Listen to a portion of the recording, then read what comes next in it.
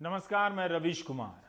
हमारी पुलिस की दुस्साहस की कोई सीमा नहीं है और ये दुस्साहस की सीमा भी पुलिस ही तोड़ती है, नई नई सीमाएं बनाती रहती है। तमिलनाडु के तूतीकोरिन में जो हुआ है उसे देखने समझने के लिए अमेरिका जाना पड़े, इससे दुख की बात कुछ नहीं हो सकती है।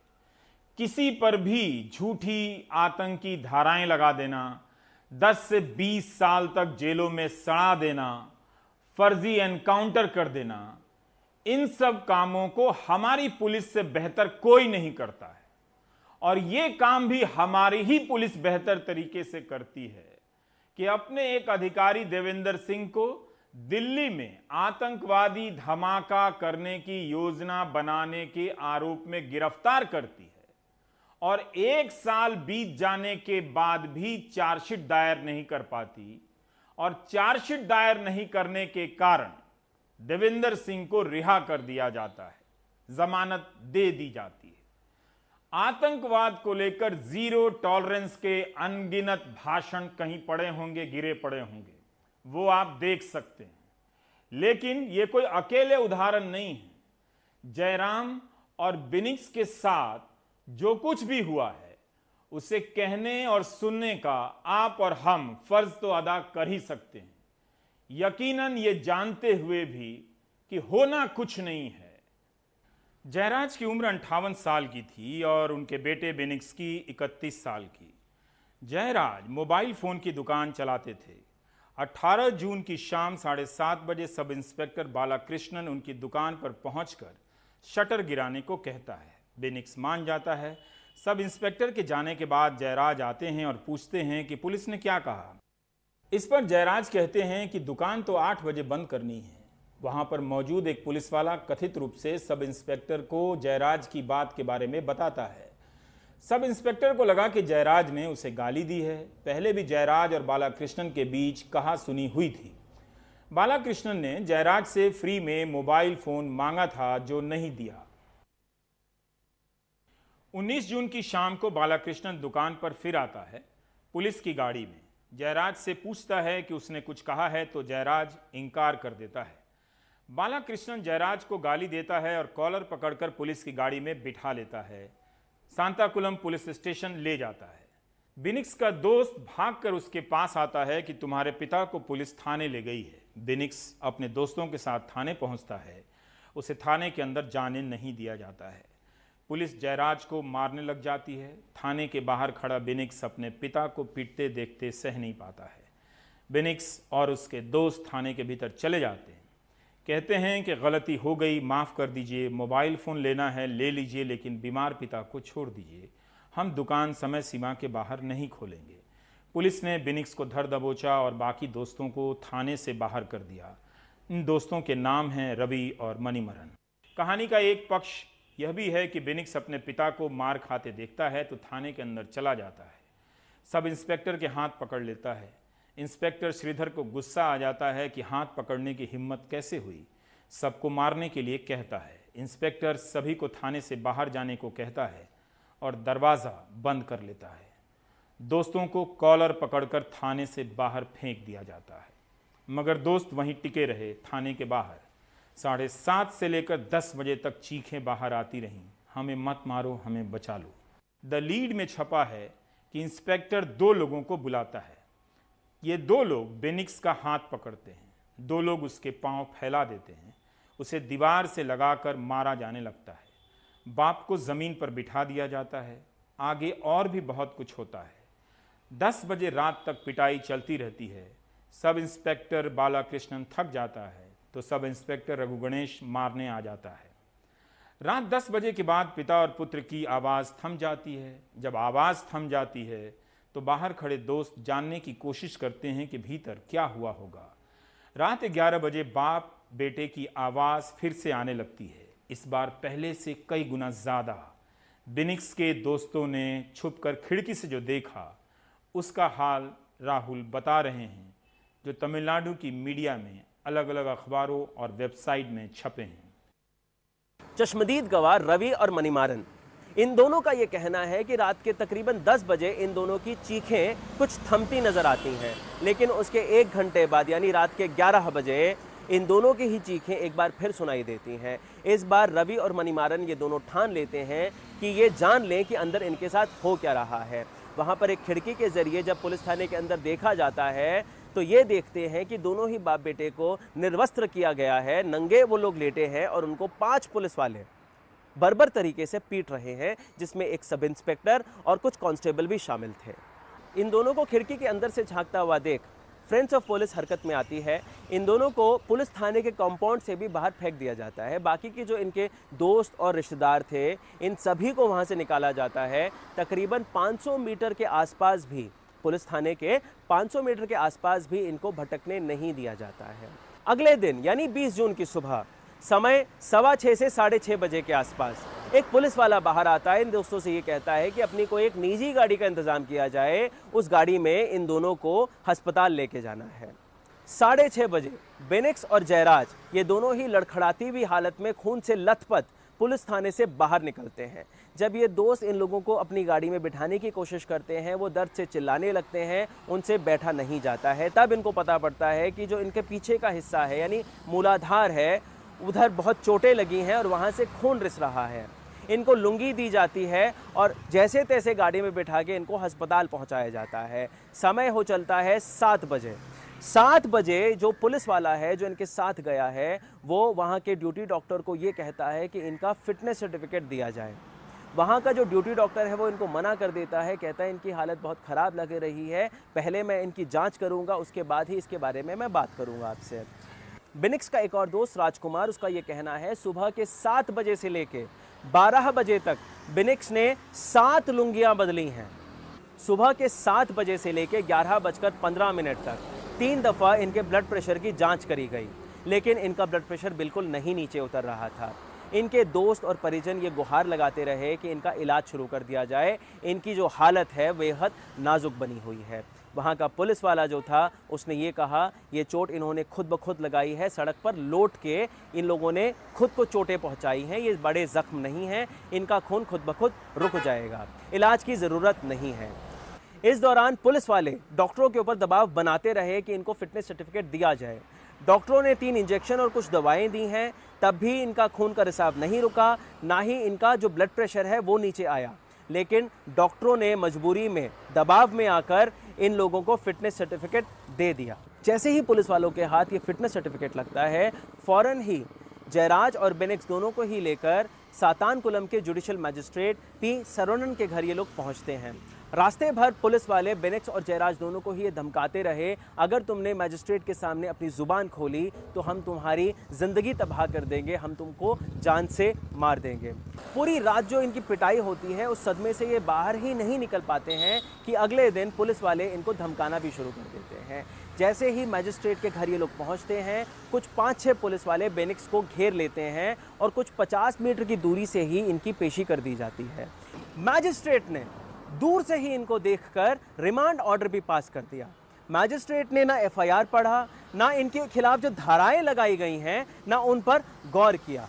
रिमांड के बाद जब इन लोगों को कोविलपट्टी के सब जेल लेके जाया जा रहा था, जो कि 103 किलोमीटर दूर है, रास्ते में बेनिक्स ने अपने दोस्तों से कुछ बातें कही।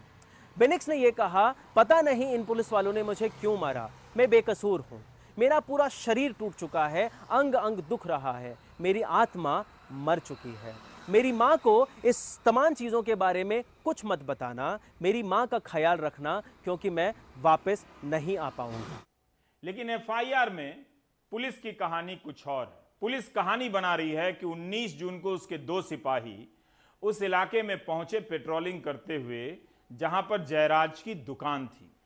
कर्फ्यू का समय बीत चुका था, दुकान खुली हुई थी और बेनिक्स और उसके दोस्त वहां खड़े थे। समझाने पर भी नहीं माने, पुलिस को ही धमकी देने लगे और पुलिस के साथ मारपीट की। पुलिस को चोट आई, ये कहा कि पुलिस को जान से मार देंगे। कहां सुनी हो जाती है पुलिस और लोगों में, लेकिन कहानियां इस तरह से बनाई जाती है। मैंने पहले के भी एक कार्यक्रम में कहा था कि एफआईआर और चार्जशीट लिखने में हमारी पुलिस के पास जो साहित्यिक प्रतिभा है, उसे हर साल बुकर प्राइज या साहित्य का नोबेल प्राइज मिलते रहना चाहिए। कुछ लोग नाराज हो गए थे इस सच्चाई को सुनकर। हालांकि मैंने इसमें अपनी ही पुलिस की तारीफ की थी कि उसकी इस काबिलियत पर दुनिया फिदा क्यों नहीं हो रही है। क्या मामूली कहासुनी हो जाने के बाद थानेदार और पुलिस मिलकर थाने में बंद कर बाप और बेटे को इतना मारेंगे कि मर जाएं दोनों? उनके साथ सेक्सुअल टॉर्चर किया जाए, यौन हिंसा की जाए, इस तरह से यातना दी जाए कि उनके मरने के बाद भी बिनिक्स की बहन और उसकी मां इन बातों को याद करके भी कभी चैन से सो ना सके। कितना बुरा और गहरा मानसिक आघात किसी के भी जहन पर पड़ेगा, ये जरा सोच लीजिए तो आपको अपनी पुलिस पर भी गर्व हो जाएगा। गर्व तो आप किसी भी बात पर कर लेते हैं, जैसे बिना कुछ किए हुए भी थाली बजा लेते हैं, तो गर्व करने में आप पीछे मत हटिए। लेकिन क्या ये पुलिस इस तरह की आलोचनाओं के बाद से भी सुधर जाएगी? चाहे कमल हसन बोले, चाहे विपक्ष बोले, क्या उसमें बदलाव आ जाएगा?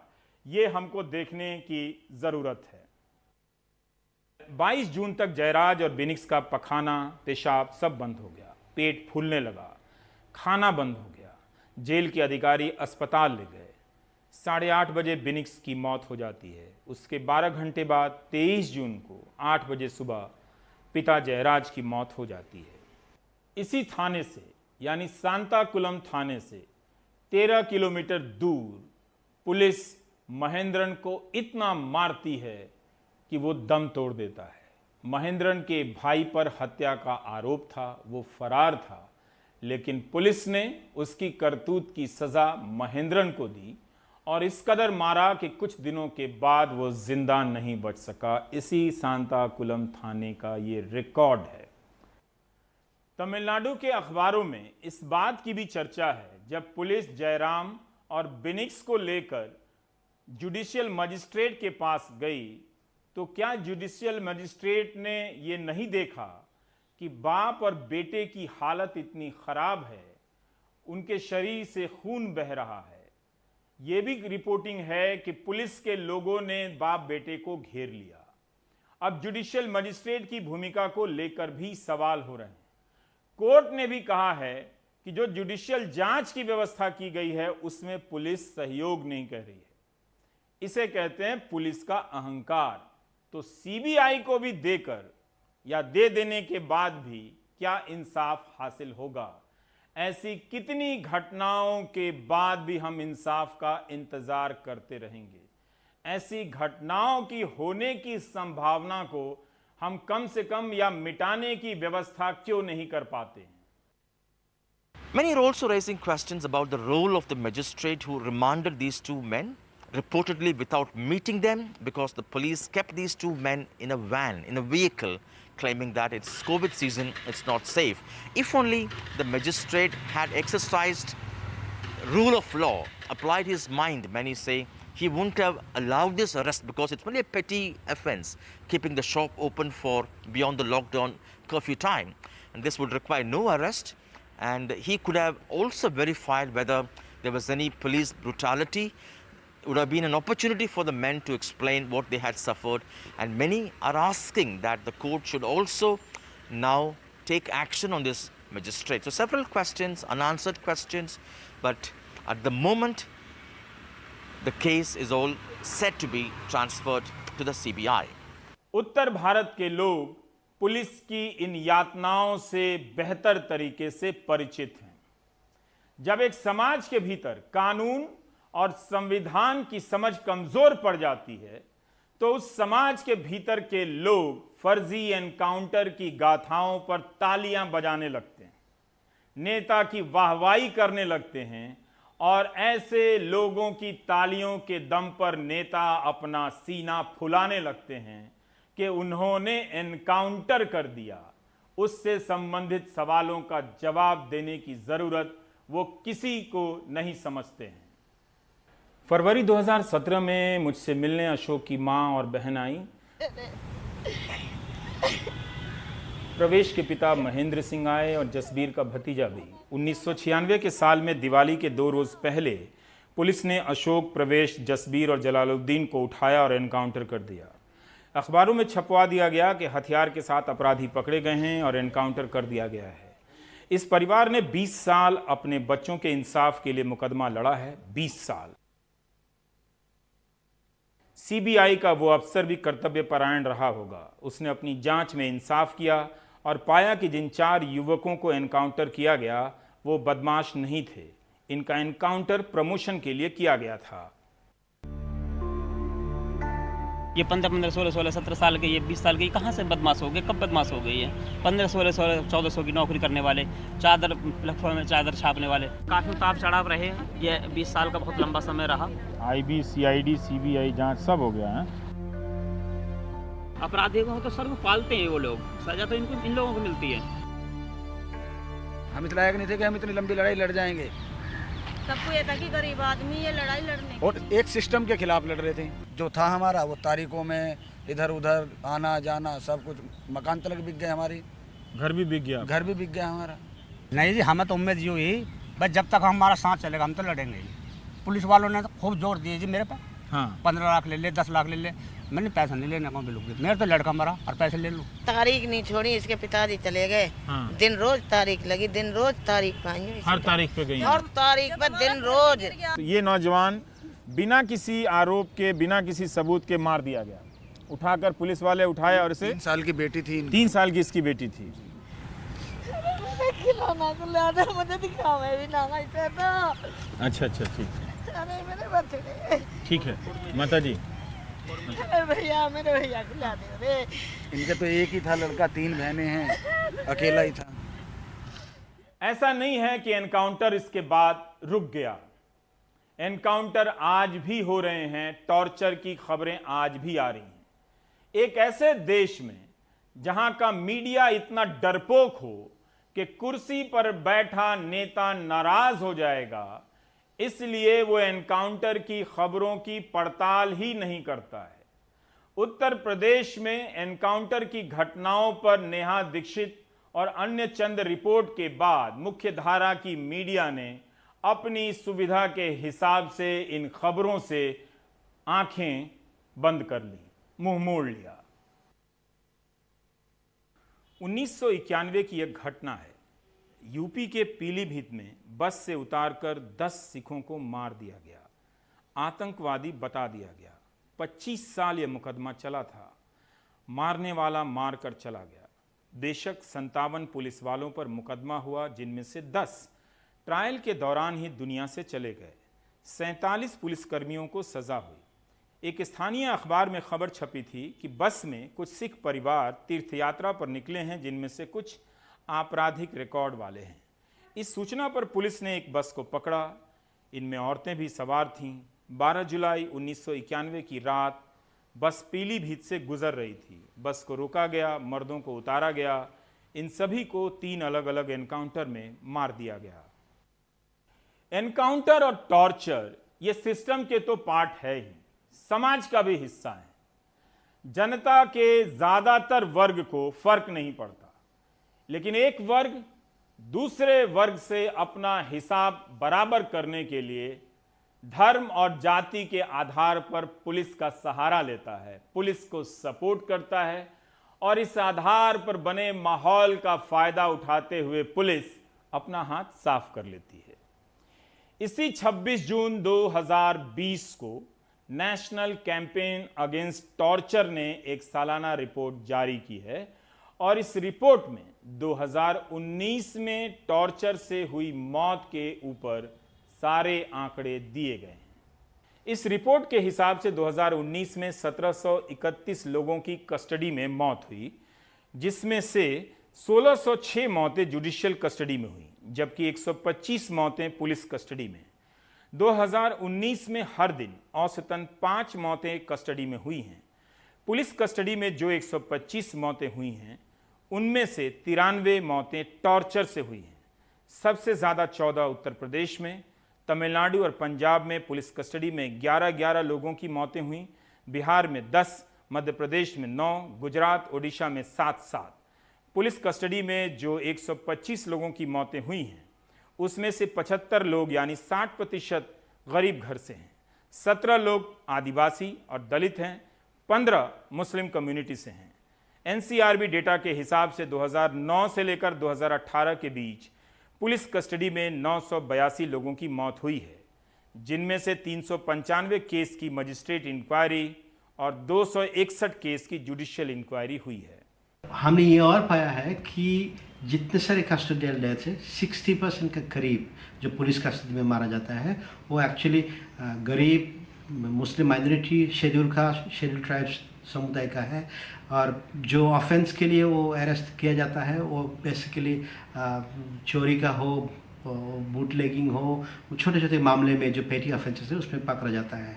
तो इससे ये साबित होता है कि देश में जितने सारे लोग जो कस्टोडियल विक्टिम्स हैं उसमें मैक्सिमम जो लोग हैं वो एक्चुअली माइनॉरिटी समुदाय का, दलित का और शेड्यूल ट्राइब्स का है।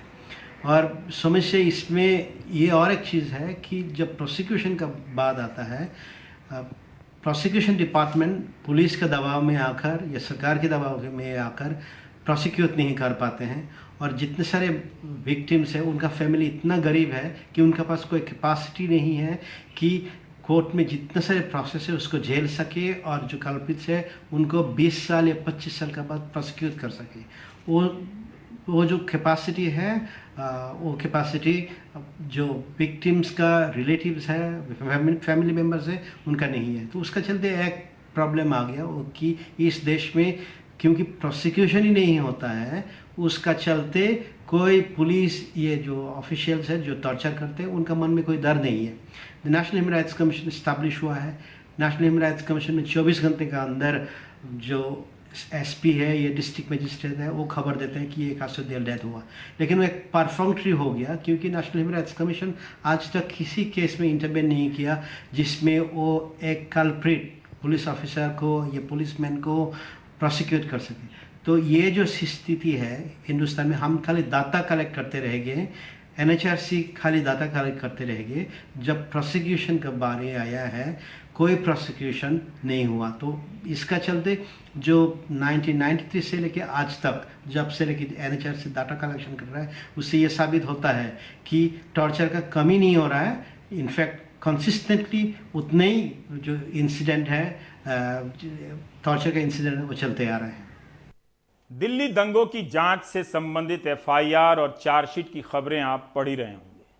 जिन्होंने पिस्तौल हवा में लहराई, जिन्होंने गोली मारने के नारे लगवाए और देख लेने की धमकी दी, उनके नाम नहीं है कहीं पे भी।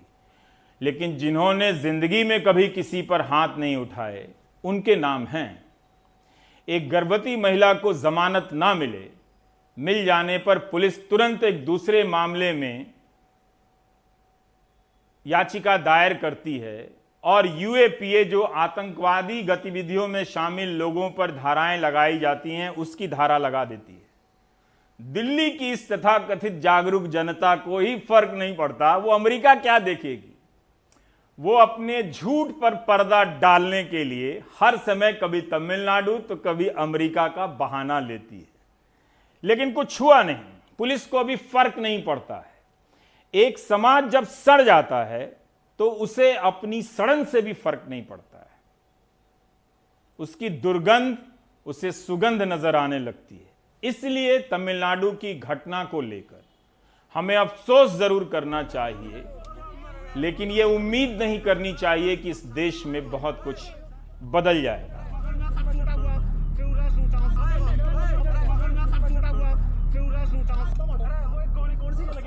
यह वीडियो दिल्ली दंगों के समय का है। पुलिस का बंदा ताने मारते सुना और देखा जा सकता है।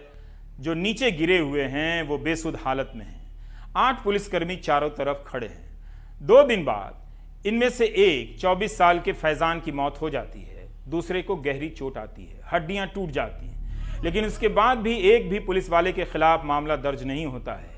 यह भी साफ नहीं है कि इनमें से किसी की जांच भी हुई थी या नहीं। एफआईआर में पुलिस की भूमिका का जिक्र तक नहीं है। यही लिखा है कि हिंसा में ये लोग घायल हुए थे। एफआईआर में लिखा है कि फैजान ने डॉक्टरों को बताया कि भीड़ ने उसे मारा। किस भीड़ ने मारा, उस मामले में कौन पकड़ा गया या नामजद हुआ है, किसी को पता नहीं। हम अपनी पुलिस की इस सच्चाई को बेहतर तरीके से जानते हैं। उसका कोई कुछ नहीं कर सकता, उसे भी किसी की परवाह नहीं है। राज किसी का हो, लेकिन पुलिस का व्यवहार एक सा होता है। पुलिस सुधार न्यूज़ चैनलों पर और अखबारों में चलने वाला एक निरंतर बोरिंग विषय है। इसमें शामिल होने वाले लोग अपनी एक बेकार शाम को टीवी में खपा कर चले आते हैं, दुकान चलाकर वहीं चले जाते हैं जिनकी कृपा से उन्हें जीवन में रिटायरमेंट के बाद कुछ और होना होता है। हो गया होता तो सुप्रीम कोर्ट का पुलिस सुधार को लेकर दिया गया आदेश 1 दशक से ज्यादा बीत जाने के बाद पूरी तरह से अमल में आ गया होता। जब कोविड-19 का दौर आया तब हमारी पुलिस को कई रियायतें मिल गई। हमने देखा कि पुलिस कैसे किसी गरीब को मुर्गा बनाकर मार रही है। हमने देखा कि कैसे पुलिस किसी को जमीन पर लेटकर लुढ़कने के लिए कहती है और मारती है। लेकिन हमें तकलीफ होती रही तो पॉजिटिव स्टोरी की डिमांड आ गई कि पुलिस गा भी तो रही है। गाने का दृश्य गुड फीलिंग देता रहा। लोग गाने वाले पुलिस की तस्वीर देखने लगे, मारने वाली पुलिस की तस्वीर से छुटकारा पा गए। अफसोस कि हमने कभी जनता की पुलिस नहीं बनाई। हमने कांग्रेस की पुलिस बनाई, हमने बीजेपी की पुलिस बनाई, हमने अमित शाह की पुलिस बनाई, हमने योगी की पुलिस बनाई, हमने नीतीश की पुलिस बनाई, हमने गहलोत की पुलिस बनाई, हमने कैप्टन की पुलिस बनाई, हमने इस नेता की पुलिस बनाई, उस नेता की पुलिस बनाई, मगर जनता की पुलिस नहीं बनाई। जब जनता ही जनता के खिलाफ बनने वाली इन प्रक्रियाओं में हिस्सेदार हो जाए या चुप रहे तो आप क्या कर सकते हैं? प्राइम टाइम ही देख सकते हैं। पुलिस के टॉर्चर के अनेक रूप होते हैं। एक फर्जी मुकदमा हो जाए तो सारी जिंदगी आप अदालत की दहलीज और थानों के चक्कर लगाते रहिए, इंसाफ पाते रहिए। 20 साल का था निसार जब बाबरी मस्जिद के ध्वंस की पहली बरसी पर हुए धमाके के आरोप में पकड़ लिया गया। 23 साल तक जेल में रहने के बाद निर्दोष रिहा किया गया। आतंक के फर्जी आरोप में 23 साल तक निसार को जेल में रहना पड़ा। 43 की उम्र में बाहर आया। एक बेकसूर को 23 साल जेल में रखने के आरोप में किसी को सजा नहीं मिली। कर्नाटक के गुलबर्गा के इस नौजवान को जांच एजेंसियां उठा ले गई थीं। उसकी पूरी जिंदगी ले गई। इसके इंसाफ के लिए लड़ना भी आसान नहीं। वकील नित्या रामकृष्णन ने कितनी मुश्किलों का सामना किया होगा। आजकल तो वकील लोग ही थाने के बाहर मारने चले आते हैं कि ऐसे आरोपी का कोई मुकदमा नहीं लड़ेगा। तो हमारा समाज एक ऐसा सिस्टम बनाता है जो पहले से तय करता है कि इंसाफ किसे मिलेगा। तो जब 23 साल बाद जब मैं घर से जेल से निकला बाहर, तो मुझे तो एक कुछ एहसास ही नहीं था जिंदगी, मतलब पूरी मेरी जो लाइफ थी वो सब ब्लैकआउट हो चुकी थी। तो जब मैं बाहर निकला तो जब तक मैं घर नहीं पहुंचा मुझे मालूम नहीं था कि मैं कौन हूँ, कहाँ जा रहा हूँ, क्या मैं जिंदा भी हूँ कि नहीं। जब घर पहुंचा तो जब माँ को देखा तो मुझे लगा कि ये तो मेरी माँ है। फिर मैं तब मेरे अंदर से जज्बात आया कि हाँ मैं जिंदा हूँ। फिर माँ को जब देखा तो मुझे एहसास हुआ कि मेरी माँ भी जिंदा है, मेरा भाई भी जिंदा है, यानी मैं जिंदा हूँ, मैं मुर्दा नहीं। रवीश, ये हमारे क्रिमिनल जस्टिस सिस्टम का एक बहुत बड़ा फेलियर है कि 50% से कम केसेस में आईपीसी क्राइम्स में कन्विक्शन रेट है और स्टेट टू स्टेट बहुत वेरिएशन है। केरला में हाई है, बिहार में बहुत कम है और कई स्टेट्स में बहुत कम है, क्योंकि हमारे यहाँ प्रोसिक्यूशन और इन्वेस्टिगेशन एक ही एजेंसी करती है, जबकि डायरेक्टरेट ऑफ प्रोसिक्यूशन अलग होना चाहिए। आपको ये भी बता दूं कि झूठे मुकदमे किसी के खिलाफ दायर करना अपने आप में एक बहुत गलत चीज़ है। वो एक ऑफेंस भी है, उसमें टॉर्ट में कंपनसेशन भी अवॉर्ड होता है। कोर्ट ने कई केसेस में कंपनसेशन अवॉर्ड किया। आजकल क्योंकि दिल्ली के राइट्स के बारे में जो चार्जशीट है उसका बहुत जिक्र है, और अभी ये तमिलनाडु में जो केस फादर और सन का हो गया कस्टोडियल डेथ का, इसलिए मैं आपको 2-4 केसेस दिल्ली के बता देता हूँ, फिर और केसेस बताता हूँ।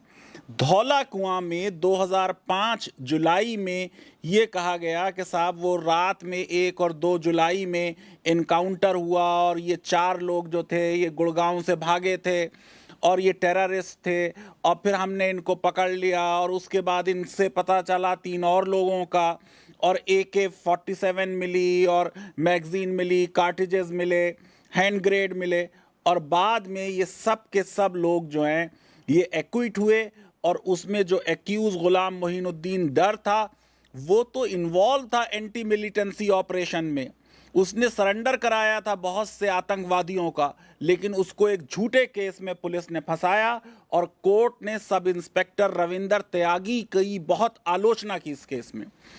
प्रेमपाल का केस है, यह भी दिल्ली पुलिस का है। 18 केसेस 1991 से 2007 तक उसके खिलाफ चलते रहे। कोर्ट ने कहा कि वो इन केसेस की वजह से एक जिंदा लाश बन गया है, और न सिर्फ कोर्ट ने दिल्ली पुलिस कमिश्नर से रिटन माफी फैमिली से मांगने को की, बल्कि 5,62,000 रुपए का कंपनसेशन दिया। और आप केस देख लीजिए गिरजा प्रसाद का, इसमें divisional bench of Madhya Pradesh high court ने जो सब इंस्पेक्टर था उसको दोषी पाया कि उसने उमा शंकर के ऊपर, जिन्होंने हंगर स्ट्राइक की थी किसी मुद्दे पर, झूठा केस फाइल किया। फिर इसरो के इतने बड़े साइंटिस्ट नारायण, 22 साल तक हम उन्हें हैरेस करते रहे, 77 साल की उम्र में जाके इंसाफ मिला। उनके ऊपर 1994 में जो है जासूसी का इल्जाम लगा दिया। सीबीआई के सीजेएम ने उन्हें डिस्चार्ज किया, स्टेट गवर्नमेंट ने दोबारा री इन्वेस्टिगेशन किया, सुप्रीम कोर्ट ने उस री इन्वेस्टिगेशन को क्वैश किया। फिर 2011 में वो हाई कोर्ट गए, कोई उनके रिलीफ नहीं मिली। फिर 2010 में हाई कोर्ट ने स्टेट गवर्नमेंट से एग्री किया कि नहीं, किसी पे कार्रवाई नहीं होनी चाहिए। 2018 में सुप्रीम कोर्ट ने 50 लाख रुपए का उनको कंपनसेशन दिया और ये कहा ये झूठा केस था। हैदराबाद की मक्का मस्जिद का 2007 का केस ले लीजिए, दुकानदार, पान बेचने वाले, यूनानी मेडिसिन के स्टूडेंट, इन सारे लोगों पे, घड़ी रिपेयर करने वालों पे, इन पे केसेस चले। 16 लोग जो थे वो 2011 में जाके एक्विट हुए। परवेज अहमद रादू का केस ले लीजिए, 2014 का है, कश्मीरी रिसर्च स्कॉलर, और उसके ऊपर ये इल्ज़ाम लगा कि वो जैश ए मोहम्मद से इन्वॉल्व है, और बाद में इवेंचुअली वो केस भी झूठा पाया गया। हुसैन गडगिली का केस ले लीजिए, 2014 का है। सूरत बम ब्लास्ट का केस है, 1993 में ये बम ब्लास्ट हुआ, 11 लोगों के ऊपर टाडा लगाया गया। 19 साल बाद इन सबको अदालत ने बरी किया। ये मैं रवीश आपको ये बताना चाहता हूं कि ये बहुत इस तरह के केसेस होते रहे हैं जिनमें गलत इन्वेस्टिगेशन हुआ, झूठे चार्जेस पे पुलिस ने चार्जशीट फाइल कर दी। आप देख रहे हैं दिल्ली की चार्जशीट में कि वो डॉक्टर जो ट्रीट कर रहा है उसका नाम आ जा रहा है, जो पैगामे मोहब्बत लिए दुनिया दुनिया में घूम रहे हैं उनका नाम आ जा रहा है चार्जशीट में। तो हम मैसेंजर को शूट कर रहे हैं, और इसमें होता क्या है कि अक्सर या तो उन लोगों के नाम पुलिस दे देती है जो मौके वारदात पे थे नहीं, या किसी ने जुर्म छोटा किया है लेकिन चार्ज बड़ा लगा दिया, यानी किसी में आपस में धक्का मुक्की हो गई, थोड़ा बहुत चोट वोट लग गई, उसके ऊपर आपने culpable homicide not amounting to murder 308 का चार्ज लगा दिया, कहीं पे आप 307 अटेम्प्ट टू मर्डर लगा देते हैं। तो जब आप ज़्यादा बड़े चार्ज लगा देते हैं, असलियत में काम छोटा हुआ था, तो ऐसे केसेस में फिर एक्विट हो जाते हैं। कई रेप के केसेस ऐसे हुए, दिल्ली का केस मुझे याद आ रहा है कि किसी ने, मेड ने ये कहा कि जो मेरा एम्प्लॉयर है उसने मुझे रेप किया। 3 महीने तक वो वहीं पे काम पे जाती रही, और अल्टीमेटली कोर्ट ने कहा कि भाई ये इसने झूठा केस किया है।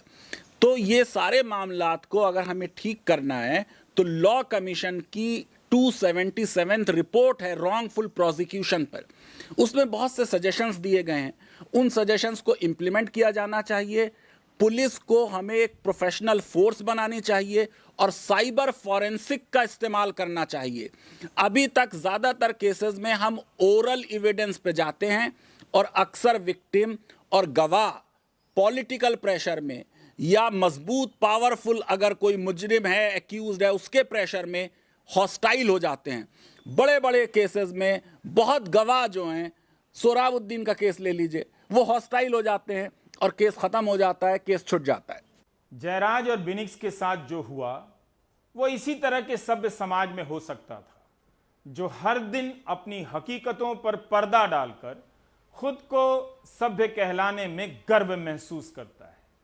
अगर आप ज्यादा बदलाव की बात करेंगे तो पुलिस को लगेगा कि बदला लेने की कोई बात हो रही है, कोई नया मौका मिल रहा है। आज की ही बात है, मेरठ की घटना है। ई रिक्शा वाले ने रास्ते से अपनी ई रिक्शा नहीं हटाई तो पुलिस वाले ने ई रिक्शा चालक शादाब को गोली मार दी।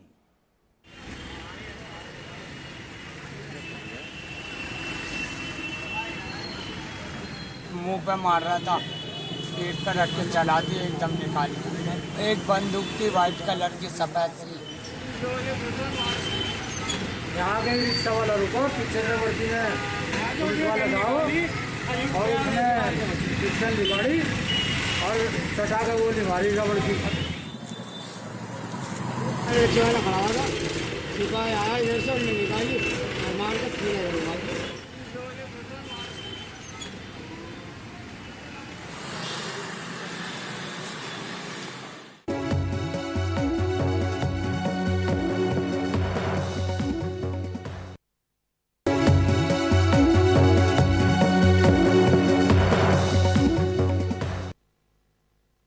जब मजदूर तालाबंदी के कारण बिहार और यूपी लौट रहे थे तो इन दोनों राज्यों में मजदूरों से संबंधित कई प्रकार की योजनाओं का ऐलान किया गया। बिहार में भी किया गया, यूपी में भी किया गया, लेकिन अब बिहार के मजदूर वापस लौटने लगे हैं।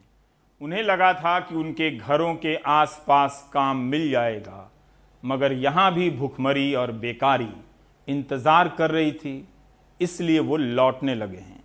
हबीब और मनीष ने अपने कैमरे के जरिए आप तक ये रिपोर्ट पहुंचाने की कोशिश की है। बिहार से अब लोग काफ़ी बड़ी संख्या में जो पिछले दिनों देश के अन्य भागों से आए थे वो अब वापस अपने काम की तलाश में जाने लगे हैं। हम फिलहाल मुजफ्फरपुर स्टेशन पर हैं। वहाँ काम है, फैक्ट्री चल रहा है, फैक्ट्री में बुला भी रहे लोग, और वहाँ यहाँ काम नहीं तो यहाँ बेला बैठ करेंगे क्या हम लोग। यहाँ पे इतना दिन थे, काम मिला था? नहीं कोई काम नहीं, कोई काम क्या नहीं हुआ? मिला है, कोई काम नहीं मिल रहा था। तो कैसे यहाँ कैसे गुजारा किया? यहाँ पे ऐसी अपना घर था, वैसे ही चल रहा था काम। नीतीश सरकार आप लोग को खाता होता में 1000 रुपया ये सब दिया था? कुछ नहीं, हम लोग को नहीं, कुछ नहीं, हम लोग को कुछ नहीं मिला। यहाँ आप लोग को उम्मीद नहीं काम मिलेगा? यहाँ हमको कोई काम नहीं मिला अभी तक, ऐसे बेला ही बैठ के जगह किए बाल बच्चा को। आप लोग सब अपना परिवार को छोड़ के जा रहे हैं? हाँ जी हाँ, जी हाँ। ये बताओ यहाँ पे रहने में क्या तुम लोग को दिक्कत क्या था? हम लोग काम करेंगे तब तो हम लोग को खाना मिलेगा, रोटी मिलेगा, बिना काम के तो कुछ मिलेगा नहीं। जो हम लोग कमाए थे या कर्जा पैसा लेके खा लिए।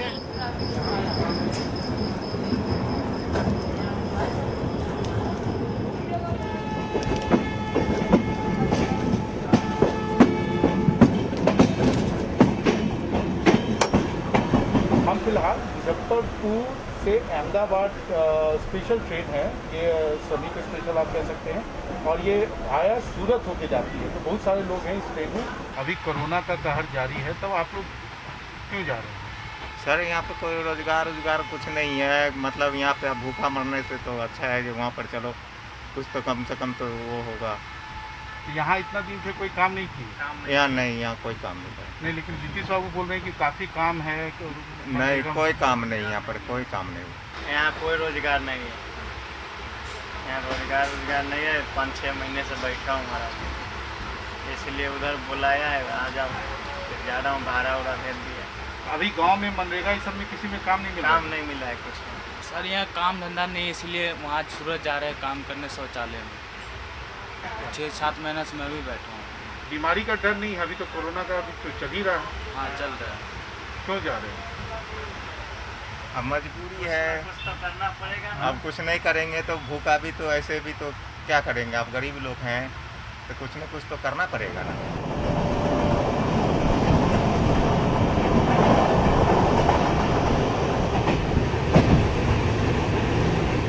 रात में काम नहीं मिल रहा है ना, इसलिए हम लोग बाहर जा रहे हैं। यहाँ पे काम की कोई सुविधा ही नहीं है, इसलिए जॉब के लिए वहीं पे जा रहे हैं। नहीं, लेकिन नीतीश कुमार तो कहते हैं कि यहाँ पे काम नहीं। नीतीश कुमार आप कहते हैं, लेकिन ऐसा सुविधा ही नहीं है। भूखे मरने से अच्छा है, कोरोना से मरने से अच्छा है कि भूखे मर जाए, तो क्या करना है, काम तो करना ही पड़ेगा ना। अब तो नीतीश सरकार तो घर में तो आके तो ये देखता नहीं है कि किसका कौन सा गरीब भूखे सोता है।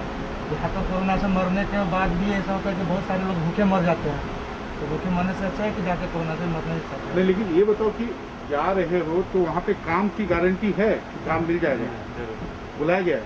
आप लोग को लगता नहीं कि अभी जान जोखिम में डाल के जा रहे हैं आप लोग? क्या करें, 5-5 गो परिवार को कौन खिलाएंगे, कितने दिन कर्ज लेके खिलाएंगे, तकलीफ तो वो भी है। आप लोग को लगता है बिहार में काम है या नहीं है? काम नहीं है इसलिए हम इतना आज इतना फैक्ट्री है, कहने की मतलब आज इतना फैक्ट्री है, चीनी मिल है, उद्योग है, ये जूट का है, कुछ एक भी फैक्ट्री अगर चालू रहता तो लाखों मजदूर क्यों जाता बा?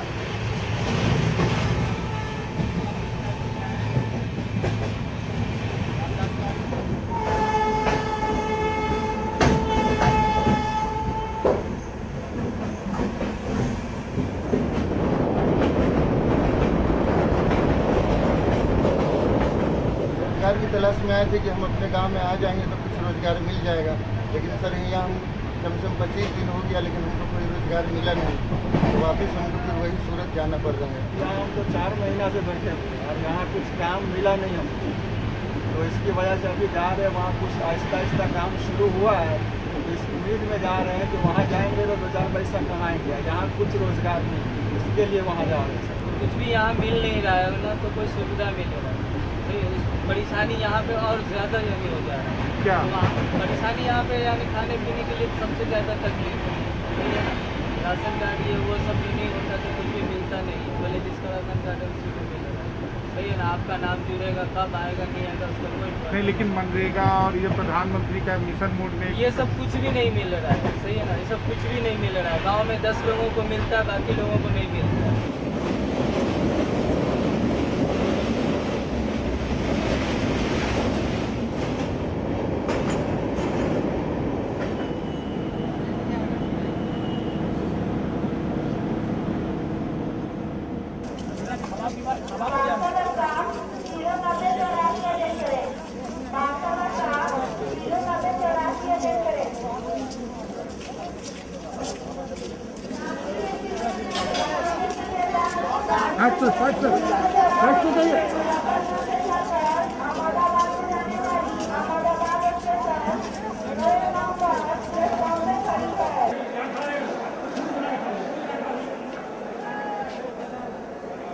चलिए वहाँ